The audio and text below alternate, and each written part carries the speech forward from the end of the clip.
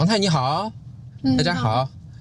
我最近看到2个爆火的视频，我们有一个不太一样的关注点，先来看一下新闻事实。首先咱们看看主角是谁。注斯咖啡这边呢，冲突双方是一位马来西亚的咖啡师和一位外国顾客，地点就在咖啡店里。而另一边呢，战场是在线上直播间，一位马来西亚的女同学对上了一位中国的网红。那火是怎么点起来的呢？在咖啡店起因很简单，就是顾客觉得等太久了不满意，结果呢情绪一上来直接就把饮料泼了过去。而在直播里呢就更戏剧化了，那个女同学就留了句言，说感觉中国学生压力很大，结果这一下就点燃了网红，他立马就开始用各种所谓的常识问题来考验这个学生，那场面别提多尴尬了。事情一发生，你知道的，现在是网络时代，一下子就炸开了锅，而且大家对这2件事的反应可以说是天差地别。Zoos Coffee 这边，网上舆论几乎是一边倒的支持那个被泼的咖啡师，网友们都特别给力，说必须尊重服务人员，甚至喊话 Zoos Coffee， 说你们要是敢罚这个员工，我们就抵制你。好，看到这2个视频王太，其实我的第一感受脑袋里跳出来的是，哎呦，这个事情过去我们批评过仔细的分析过，发生过很多这样的事情，对吧？我们也有些也谈自己的感受，说自己很愤怒的、很难过的都有。我觉得说这个无非就是又多一个案例。这一次我想到的是什么？我想到是这种行为在社交场合出现又发生在我们的同胞身上，我都觉得像是一个小孩的行为。我不知道你有没有这种感触？我们就讲咖啡店这个事情好了。就是简直是不可思议啊！我觉得这个小孩，我觉得我都不能想象，我感觉想象还是挺可怜的。这个人，就他可能表达愤怒的方式是以这样子不管不顾在公共场所里面就是任意妄为，然后可以想象也许他的家庭他从小到大生活的一个环境就是这个样子，或者说他进入职场，在社会面对所谓的社会的毒打时候也遇到的是这个样子，所以是不是看样学样啊？真的，看来你也想到这个方面我呢是怎么想到呢？我早上去叫 Wilson 起床，我就发现他现在应该还是变成一个比较理性、比较平和，可以自主自发。同时，我们一直生活在这里，跟土壤有关系。我们也一直讲大马人的性格是比较平和的、乐善好施的，对吧？开开心心的。我就想到，那昨天看到的这个视频。怎么会你再有什么事情不开心，一杯咖啡就泼洒过去，就好像是一种完全不懂得怎样处理自己的情绪和行为，突然就变成一个还不是一个10几岁的小孩，就是变成了一个3岁4岁突然大哭大闹崩溃爆发的这种形式的小孩。那他可能中国家庭教育包括学校教育并没有教大家要去成为这样的一个温和的人，也许我们耳闻目染看到的很多就是你以暴制暴，也许这个店员有什么过失让他不满意了，他认为最有效的方式就是以这种激烈的方式表达自己的不满，而且呢，我甚至觉得说，如果这是一杯热咖啡泼洒过去的话，不计后果，这简直就完全是疯了嘛！我觉得这个太恐怖了，对太恐怖了，就是已经失去理智。在我们国家刑法上面有一个所谓的说法叫做激情犯罪，就是人在这个盛怒之下或者非常非常强烈的情绪之下，他完全是不会有理性大脑去思考的，然后就用他这个冲动的本能fight or flee， 对吧？对的，注意他选择的就是 fight。我不是说激情犯罪或者说像你讲的这种适当的行为只在来大马旅游的中国人身上有，我相信在中国肯定是有了，在大马也会有了，世界各地都会有。但是这个你说在咖啡店能够因为是一个多大的事情呢？对吧？就是如果不是那么大的事情，你就突然的失控了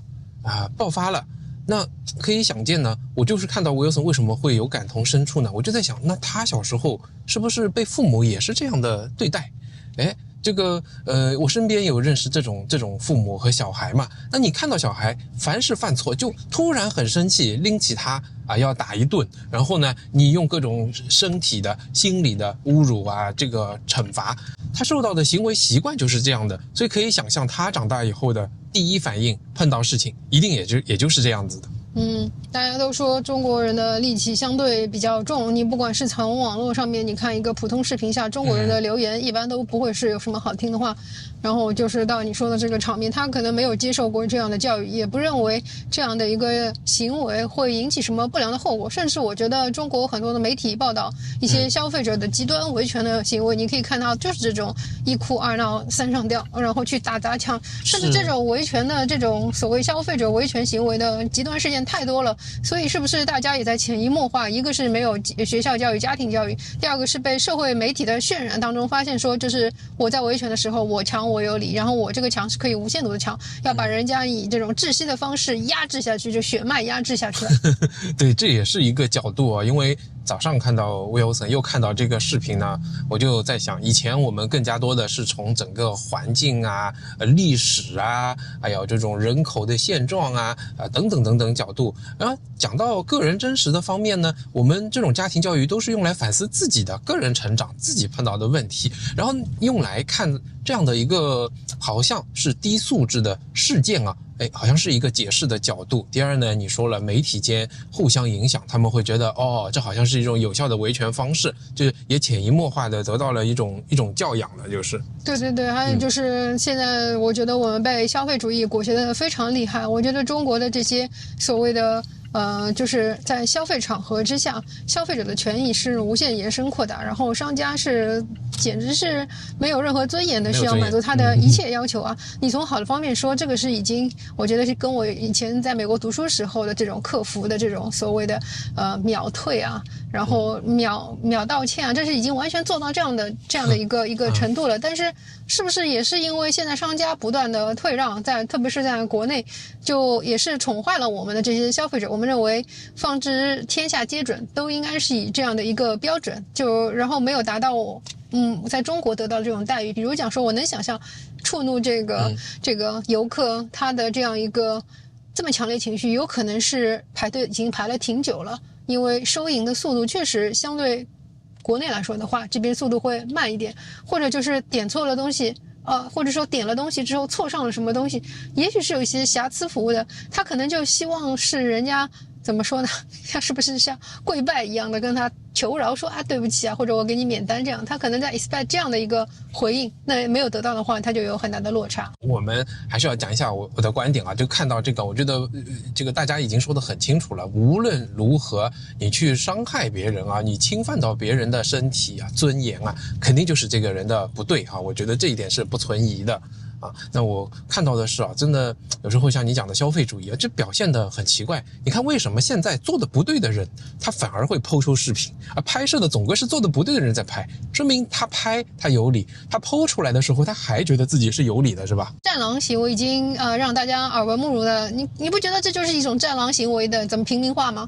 我觉得他能拿照相机去拍，他就没有意识到他这个行为是不妥的，他认为这个自己就是合理的，然后一种非常理智的行为，还得抛出来吧，对吧？因为这不是第三方拍的，他自己抛出来了，被人接下来才看到这样。我觉得这个心态就是什么心态呢？我可以理解，完全可以理解他这个心态就是别人做的不对然后我正在维权这种人就欠收拾所以我必须要这样收拾他。你看，这样我们的这个所谓的这个气焰，把他嚣张的气焰就压下去了。我觉得他就是这种心态。那有没有还有一种，他哪怕知道别人会说你这个行为是不对的，但是道德已经不重要了，因为他比较起来，他会判断这肯定是一条会爆火的视频，能够引起关注。有一句话在营销上面不是说关注度是大于美誉度的，我哪怕没有好评，但是能搅起纷扰，有更多的人来关注，那他也达到他的目的。那你不觉得这个是一种价值观的？你不觉得这是一个价值观的倒退吗？这错误的价值观引发了这个。首先就是，别人如果是阻止你不允许拍摄，你有这样一个对应的，当然你可以进行这个回击，你可以口头上进行回击，对吧？我觉得人家也是口头上劝诫你，叫你不要拍摄。可是你现在做的是什么？你现在是侵犯了这个店家，你把这店家的这样一个营业场所闹得这么大，然后泼洒咖啡把它弄脏了，还差点要泼到人家这个收银员的这个脸上。这种行为也是对人家的一个人身权的一个伤害他不应该这样去维权，他完全就不应该以这样过激的方式去所谓的维权啊。对，这个想起来有点细思极恐啊。那因为如果是存心的为了拍下他而去这样去做的话，那这个就更可恶一点啊。不过不论怎么样做，你没有这个道德观，或者你当场是情绪的失控和爆发，都是像一个小孩，像一个还没有融入社会的，不知道社会契约与规范的一个小孩。你看我们看到的过去这么多的事情，其实无非就是很难去遵守社会的公共契约，去尊重别人的基本权益，就都是这些事情嘛。对，就是我想到一句话，有一阵子特别流行啊，叫什么？我今日所承受的，将来必定这个10倍奉还。我觉得这个拍摄视频的人，他可能就是他所遭受到的一个劝诫之后，他以10倍的这种很过激的这种行为去奉还下去，就是这种所谓的社会的这种文化上的宣扬，我觉得真的太可悲了，这腐蚀人的正常人的思维，让人就是变成很野蛮的，简直像初级动物一样的那种感觉。我们谴责这样的行为啊，无论你看出于刚才考虑到的什么样的原因啊，都不应该啊，在一个公共的场合，其实跟自己相处也是一样的。你永远处于一个无法控制自己的状态，说难听点，就有点动物化的，有点这种对吧？兽性的这种这个成分在，感觉是。前一阵子，你比如这个行为跟前一阵子在海关里面，一对中国夫妇带着小孩过海关，然后因为他没有这个出入境的这个记录，被海关的人员阻拦之后，他们其中那个女士就伸手去拉对方，对吗？去拉穆斯林女士的这样一个头巾啊，这样的行为，这个不是有点类似的吗？对，我觉得太恐怖了。这个是一个基本准则啊，就是我到了马来西亚以后，小孩也已经10岁了，我跟 Wilson 也说，我说你现在生活在这里我听到叶枫的节目以前也讲过，他们小孩在香港接受的教育，就是无论在任何情况下，你要知道你不能在言语和身体上伤害到别人，这是一个非常重要的一个准则，就是对，很可悲啊。但是你可以想，中国的家庭教育，包括在学校里面，老师可以无限制的侮辱，然后甚至体罚学生，对吗？还有在家里面也会受到这样的一个情况，所以看到了吧？这个视频啊，让大马的朋友啊也是一样啊，非常气愤，以至于有一位观众呢，他是一个大学生，高中呢已经毕业了，他特地写信给我，希望我能够来讲一讲这个视频。他是有他的诉求的，他说这个中国博主跟一个所谓的马来西亚高中生连线啊，因为他判断呢，这个女生根本就不是大马人啊，他觉得她的口音啊。这些说法他们常用的一些用法，包括说我很菜什么留校补习中学生才是大马说的，不会说补习班晚自习高中生这样的一些说法那他呢也感觉他像是中国北方的口音翘舌音这些东西都有问题。那他的诉求为什么讲这么多呢？他说请你来曝光一下因为这个博主他说在抹黑我们国家他觉得很过分的是就他这样一个视频，一句话就否定了马来西亚的教育贬低马来西亚的学生。他说那你叫我们那些辛苦读书的学生情何以堪呢？对吧？搞得我们都好像不会加减乘除。他也说其实他们读书也是很累的很卷的这个我想我是知道的，因为我的朋友小孩也是这样的那我呢是也劝慰他，我说他这个太扯了一看就是很假的。但无论如何，这个视频所展现出来的这个样子吸引了这么多的流量，和前面那个视频有些什么关联呢？首先都是不懂得尊重人。你像即便第二个视频他讲的都为真，哇，你什么都学会了，你像神童一样，别人好像什么都没学会，你比别人高出10万8千里，但是你生活在社会上，语言不通思想观念有更深的这种屏障，最基本的人与人打交道的尊重都还不知道，那么不是还是跟一个小孩和一个还没有开化的小孩是一样的吗？都是某一种程度上的小孩。第二呢，你看他连线，那我瞎说我在想有没有和他连线的只是在大马念书的一个中国学生呢？这就解决了这位观众告诉我说他听上去像是中国口音，但人家又说我连线了一个马来西亚的学生，一个人没有代表性，事情的本身呢还没有他反映出来的事实好像更加重要啊！我还看到第二点，就是一样的，如果这种都还要拿出来哗众取宠，拿出来博流量、博出位，好像你看，我碰到了一个非常有趣的事情大家来看能得到很大的关注，这我觉得在社会上，在社会人格上面，不也是跟第一个视频一样吗？就跟一个小孩子一样，差别是他没有失控，他在那边抓住了一些观众情绪的焦点。我觉得这都是小孩行为，并不像是一个负责任的大人。我看这位博主在抖音上的记录是27岁，那他显然已经毕业很多年了，是一个成年人了。我觉得我们都应该要长大，都不要再像小孩一样不然呢，这个还真的是挺丢脸的。这两件事放一起看，虽然表面上一个泼开飞，一个线上吵架，但他们的内核惊人的一致。一个呢是心里默认服务就必须又快又好，完美无缺，所以一旦不满意就可以不把服务员当人看。另一个呢是默认我懂的这些知识就是全世界的标准，所以别人不懂就是别人的问题。说白了，这两种行为背后都是同一种心态在作祟，就是一种站在自己立场上的根深蒂固的傲慢。而且我们再回过头想想，那个女同学一开始说中国学生压力大，她本意可能真的就是一种感慨，一种想要理解对方的共情。但最可悲的是什么呢？是这份尝试理解的善意被对方当成了一种挑衅，结果反而成了点燃战火的导火索。那么我们普通人能做点什么，让这样的事少一点呢？也许可以试试从这3步做起。第一，也是最基础的，就是打心底里承认这个世界本来就是五花八门的，根本不存在什么统一的常识。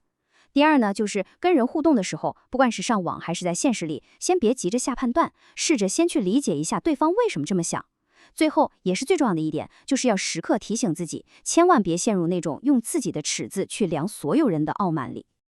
好了，最后留给大家一个开放的问题。在这个社交媒体的时代，像这样的文化冲突只会越来越多，躲是躲不掉的。那关键就在于，我们是选择让这些冲突变成一堵堵高墙，加深我们的隔阂，还是说我们可以把它们当成一次次机会，去搭建一座座桥梁，更好的去理解彼此呢？这个问题值得我们每一个人好好想一想。